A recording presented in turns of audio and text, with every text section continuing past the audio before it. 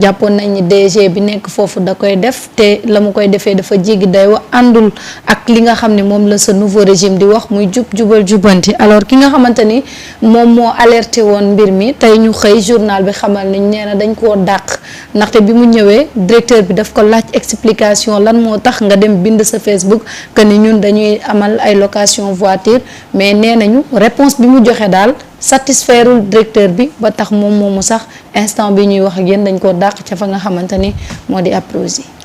waaw parce que man nag wax ji bi ma ko déggee dama ne amul lu ëpp scandale lii. waaw waxoon nga ko fi. Marieta. C'est-à-dire c'est insensé que un directeur général ñëw di louer ab oto de 4 millions. 4 millions. plus les TVA mu nekk 4 800 000 selon ni ñu jote woon information. waaw les 12 mois tu es à 114 000 et quelques millions. mais 114 nanga millions yooyu noonu mais am nga ci benn voiture Parado bu nga xamante ni c'est-à-dire am nga si ñaari voiture Parado yu luxueux donc xel warul la mën a nangu que ne un directeur général mais kanaa dina ñàkkee noonu fayda ak ñàkkee noonu xalaat ba war a mën a dem di louer une voiture à 4 millions et quelques. alors que 4 millions yooyu fu mu ko dugal rek ci benn mois am oto bu nga xamante ni oto bu baax lay doon bu mucc ayib. dëgg la de. alors yow boo demee nag bay jël sa décision di bind ne tas wala da ngay dénoncer lu mel noonu étant dans la boîte da nga war a am ay certitudes on t'envoie une demande d'explication ci li nga wax lan mooy explication yi nga ne da nga war a nekk lanceur d'alerte ah oui lanceur d'alerte. le toi tu es employé dans une entreprise censé nga xam li nga xamante ni moom moo fa am mais foofu mënoo fa nekk lanceur d'alerte nañu waxante dëgg. soit tu as des preuves tu les dénonces soit tu n'as pas de preuves tu te tais. et c'est un combat boo xamante ni je pense aujourd'hui Birame Khoudia également. il doit des explications par rapport à ça parce que man ci làmmiñam la mos a dégg mu wax ndonte waxuloon Aprosi ndonte dafa waxoon ne am na benn directeur général rek buy loué nangam moo tax aussi dans la communication dans Pastef yooyu c'est des choses à éviter. donc bu ñu fexe ba nga xamante ni dinañu dugg ci fi leen gars yi di war di woo c'est vrai les gens veulent la transparence les gens veulent également que ne lépp leer mais dem à ce que nga ne yow da nga bëgg par exemple ñu ràññee la ci penc bi ba da ngay wax lu nga xamante ni sa waay xel yu sell yi sax dañuy am problème comprendre li nga xamante ni moom nga bëgg a wax. Samba yow. di nga loué oto 4 millions. par mois di ko daw. waaw ñaari weer ñaata la du 8 millions. waaw 8 millions foo ko teg ci réew mi. am oto ci réew mi wallaahi am oto bu baax bi nga bëgg. gannaaw man boo ñëwee sax sama mbayaar yi way dawal jox la ko te directeur général bu ko ci war doo dem fenn ba kenn ne la may sa waay oto bi nga war baaxul. suñu oto yi nga bëgg jaay. ah non en fait c'est pour dire que. mais xel nanguwul loolu. ñu ne loolu waa ji daf ko war a def pour un contrat de 2 ans. 2 ans. parce qu'il y a également des détails dans ce truc là maintenant s'il y a des détails ba gars yi joxe société bi ñu wax ne moom moo ko luyeel muy Sénécartour. ñu wax ne 4 millions moom mooy paiement bi les taxes yi mu war a fay c'est 800 millions et le contrat dure 2 ans. 2 ans Samba defal ma calcul bi wala yéen ñi nekk fii defal la ñu internet defal ma calcul bi. ça va vers les combien de millions. man na xaalis bu moom rek laay calculer.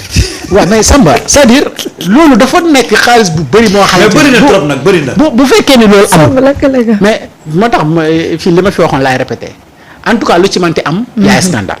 yaay scandale. bu nekkee dëgg c'est un scandale bu nekkul dëgg également c'est un scandale parce que dafa am lu nga xamante ni dañu koy joxe comme image. que ni les directeurs généraux au moment où les Sénégalais ñu ngi wax ne ñun dañu bëgg transparence dañu bëgg ñu réduire train de vie wu état bi am na des gens yu nga xamante ni ils se permettent de louer des voitures à 4 millions par mois pour des contrats de 2 ans et moment boobu mais Sénégalais yi ñu ngi sonn bu fekkee ni du dëgg mais c'est encore grave comment tu peux accuser un directeur général bu nga xamante ni mu ngi ci société di liggéey nga ne ko non moom dafa nekk di def bambula di def lu nga xamante ni moo ko neex mais 4 millions 800 mais daanaka moom mooy salaire bu directeur bi de bu fekkee directeur bi am na salaire bu toll noonu sax mais 4 millions 800 mais c'est presque le salaire du président de la République ah le président de la République son salaire c'est combien c'est 4 millions 800 nangam 5 millions yu manqué yow nga ni donc un directeur général il peut se permettre mu jël lu tolloog salaire du président de la République di ko louer oto ne serait-ce que louer oto yeneen frais yi donc ñëwul donc lui il nous coûte combien à la fin du mois son salaire bu fekkee ni c'est 4 millions ou 5 millions plus la location de voiture bu muy def ça fait combien 9 millions plus yeneen yi nga xamante ni moom la ci def carburant nangam sangam électricité lui en personne il nous coûte combien et direction bi mu nekk lan mooy apportam dans le développement du pays. ah dëgg la de. xam nga man. te ñu ne ki ko lanceur d'alerte bi c'est un membre de Pastef ah. waaw xam nga nag non mais il faut que xam nga. man xam nga man wax ji mosuma cee sori benn mooy loolu c'est tellement extraordinaire ba nga xam ne j'ai du mal ma gëm ko néew ma du dëgg de beneen bi mooy man Ousmane Sonko ni ma ko xamee je reviens toujours à Ousmane Sonko membre du gouvernement nga xam ne il a toutes les informations sur tout ce qui se passe man ni ma ko xamee bés bu ko yëgoon da koy dakkal ci saa si jël ay matuwaay léegi nag dafa am loo xam ne dama koy gis bu ko Pastefien deful ñoo koy partagé. te loolu dafay fragiliser seen bopp nit ki banqaas bi nga toog doo ko dagg. boo ko daggee rek ci suuf. te la preuve mooy dama ci gis ci week-end bii des gens qui se sont qui se sont aventurés à ce jeu-là benn waay jógee fële rek ne dafa am ay ministres ak ay DG yu falsifié seen diplôme rek ñenn ci Pastef yi commencé ko partager vous ouvrez tellement de fronts que vous n'arriverez plus à gérer tous ces fronts-là dafa am yoo xam ne. na wax c'est qui. voilà non c'est-à-dire que d'où vient l'information quelqu'un qui fait benn live toog wax après les gens se le partagent c'est-à-dire que xam nga man am na yoo xam ne toog du ma ko commenter du ma ko partager genre damay xoolal du ma ko aimer damay dem je passe à autre chose. parce que xam na mooy problème bi toog tey lan moo fi xew ba ñu war ñu génneel une information qui parle de ministre non diplômé wala de DG non diplômé ban circonstance ah à l'heure de l'évaluation bu ñu évaluer gis ne kat gars yi cahier de charge bi ñu leen joxoon matale wuñ ko. mais Samba mais là on peut. Samba mais gars yi ngi doxal. Samba baal ma après nga jël moo defal la parenthèse mais ça c'est un non débat. waaw. Youssou Ndour était ministre sous Macky Sall non. non xam nga sax. tu le connais le certificat. non xam nga sax ñun. il n'a même pas le certificat. xam nga sax toog ñun dañoo bëgg sax delluwaat ci pratique bi Macky Sall mais juste pour dire que y a aucune circonstance qui explique ce débat-là donc on passe tey ce qui se passe à l'Aprosi top ni nga ko waxee noonu la bu amee scandale la bu amul scandale et bu amul vraiment ce serait pas bien pour ce membre de Pastef-là qui a dénoncé bu amee ce serait mal pour ce directeur-là qui fait ça donc dans tous les cas je reviens à tes propos lu ci mën di nekk scandale la mais gis nga man dama jàpp ne guddi gi ñu toll nii topp on a tellement de chantiers tellement de priorités tellement de défis tellement d'objectifs à atteindre que gis nga yenn débat yi on doit l'évacuer taf et on passe à autre chose parce que quand même ce débat sur l'Aprosi là ça commence quand même vraiment di ñu pomper di ñu pomper l'air quoi ça fait presque un mois on en parle un mois boo demee ba ne gëmuma ko nga xëy dégg ay nit wax ci nga mel ni ku koy gëm mais on évacue ce débat là et puis on passe à autre chose et moi je pense que s'il y a des gens yoo xam ne mën nañ évacuer le débat nañ ko évacuer mais bref c'est un débat boo xam ne vraiment moi je trouve que c'est pas opportun au moment bi ñu nekk nii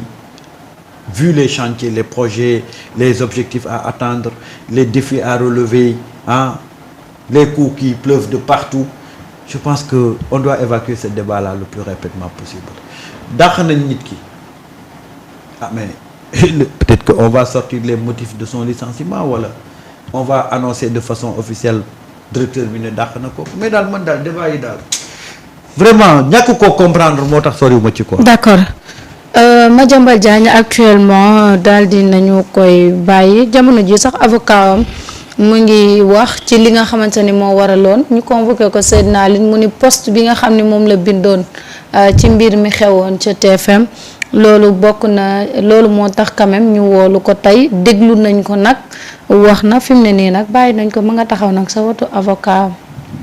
Alors, c'est sans doute sans surprise ci ñu woo ko après bàyyi ko pour man. Alors li tax ñu convoqué ko man je savais déjà.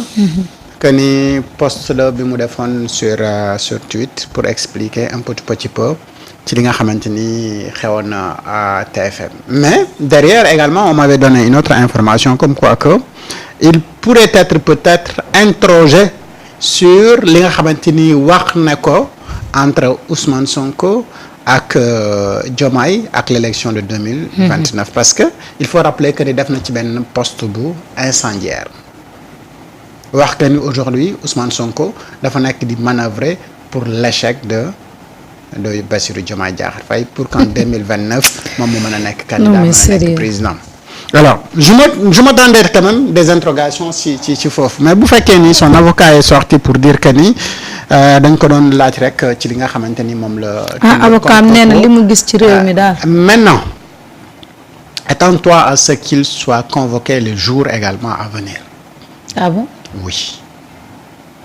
Alors bu fekkee ni dañu ko war a mën a convoqué ci justement tweet bu mu def ci ce qui s'est passé à TFM je pense qu'il a dit wala tweeté na lu gën a graaw loolu nga xamante ni il doit amener des explications là-dessus comme li ma expliqué tout à l'heure ci tweet bu mu def entre Diomaye président Diomaye ak le premier ministre Ousmane Sonko ak les élections à venir de 2029 ak li nga xamante ni moom la accusé ni Ousmane Sonko ne loolu moom moo nekk ay manœuvres je pense que ni loolu moo gën a extraordinaire que li nga xamante ni moom lañ ko convoqué tubaab bi nag daf ne qui peut le plus peut le moins alors puisque mën nañ ko convoqué pour benn tweet bu nga xamante ni ñun sénégalais yëpp ñun ñoo ko seetaanandoo kenn ku si nekk mën nga si def une idée et kenn ku si nekk mën nga ci tirer benn conclusion de ce qui s'est passé à TFM et l'autre fois avant d'arriver ici ñun on a dit et alerté ana kuréel yii di wax ne ñoom ñooy kuréelu média yi te war a wax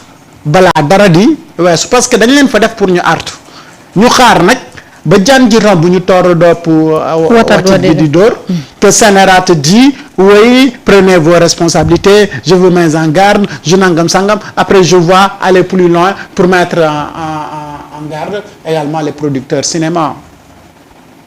Le problème ici au Sénégal c'est pas de la production cinématographique c'est de la production médiatique. Aujourd'hui ce qui se passe dans l'espace médiatique c'est à revoir. Et qui doit prendre les responsabilités mais Sénérat am na ci part de responsabilité bu mag kuréel yi nga xamante ni dañuy wax ne dañuy défendre les intérêts matériels et moraux de la presse am nañu ci responsabilité pourquoi ma wax ne ñun am nañu ci part de responsabilité mooy que ni dañu bëgg mais espace bu fiable bu viable bu crédible bu libre mais espace boobu pour mu crédible libre fiable viable mais ñun ñoo war a jouer les rôles à quoi faisant de mettre ci espace bi ay programmes yu am solo